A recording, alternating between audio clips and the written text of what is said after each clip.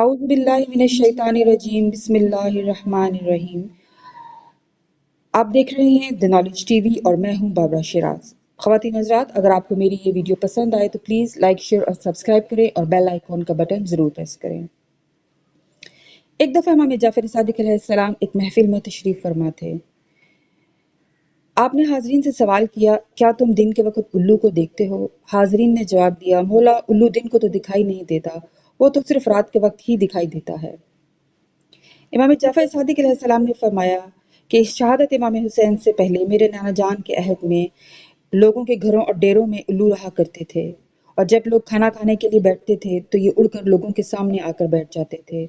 लोग इन्हें रोटी के टुकड़े डाला करते थे और वो इन टुकड़ों पर पला करते थे, फिर पानी पीकर अपने मुकाम पर चले जाते थे।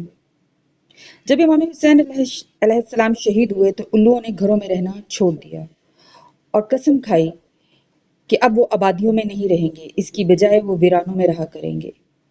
यही वजह है कि वो सारा दिन गमगीन और रोजे की हालत में रहते हैं, और जब रात होती है तो वो बाहर आ जाते हैं, अल्लाह के अता करदा रिस्क से इफ्तार करते हैं और सुबह होने तक इमाम हुसैन अलैहिस्सलाम पर नोहा करते हैं।